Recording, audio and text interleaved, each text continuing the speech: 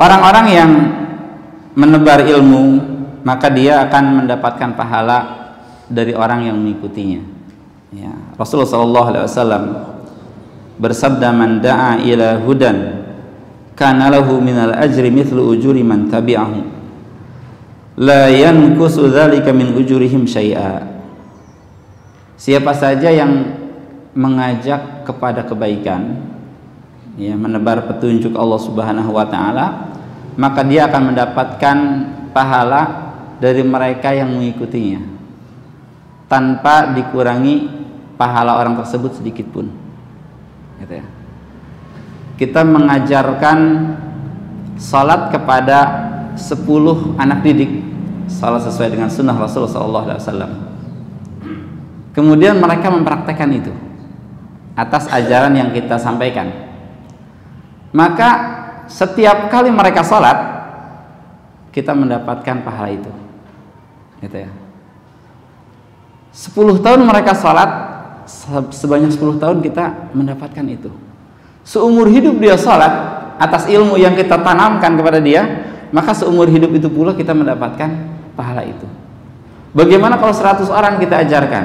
Bagaimana kalau 1000 orang kita ajarkan? Banyak sekali pahala-pahala yang akan diraih, gitu ya. Maka sangat rugi orang tua jika, gitu ya, jika anaknya itu mendapatkan pelajaran qiraatul Quran, pertama kali mengenal huruf hijaiyah itu dari guru TK-nya misalkan, bapak dan ibunya malas. Itu rugi. Kenapa ruginya? Karena sebenarnya kesempatan besar untuk orang tua untuk mendapatkan pahala qiraatul Quran sepanjang hidup yang dia baca. Gitu ya. Dia membaca Al-Fatihah, misalnya mengajarkan Al-Fatihah sampai dia hafal, tapi ternyata hafalnya di sekolah sana, di TK, bukan melalui lidah orang tuanya. Itu sebenarnya kerugian besar untuk orang tuanya, karena kesempatan emas sebenarnya ada di rumahnya. Kalau dilafalkan Al-Fatihah, ya 2 tahun, 3 tahun, sampai 3 tahun dia hafal.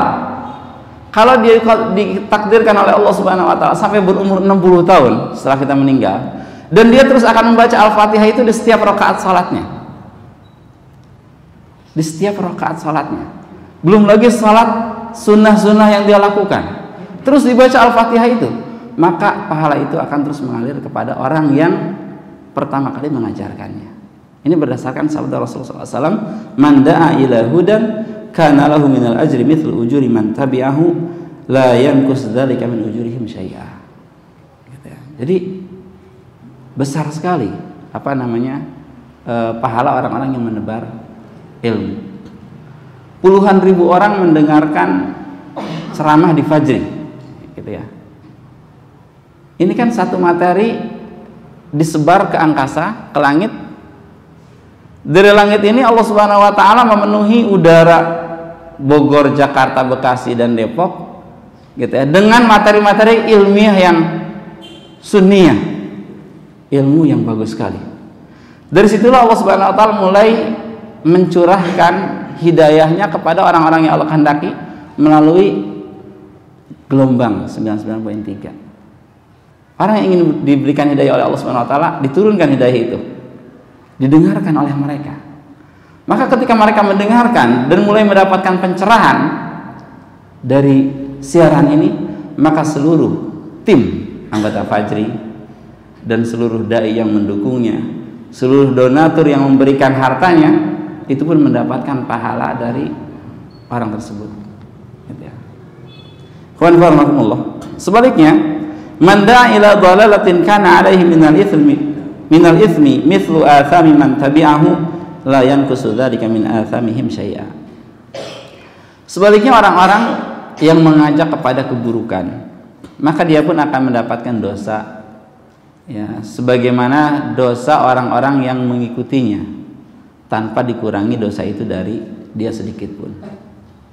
Seorang mulai menggarap teks-teks lagu dengan gaya musiknya, dimulai seminggu, 2 minggu, setahun, setengah tahun dia dapat, langsung disebar musik itu, dan ternyata ribuan orang teler dengan musik itu, gitu ya. Ribuan orang lidahnya mulai hafal dengan musik itu, dengan gayanya. Maka si pencetus dosa ini dia mendapatkan dosa awal dan dosa ribuan orang yang mengikutinya. Ya, buruk sekali mereka, terutama pengarang-pengarang lagunya, karena banyak waktu yang dikorbankan untuk berbuat dosa itu, gitu ya. Jadi ini perbedaan yang jauh sekali antara menebar kebaikan dengan menebar keburukan.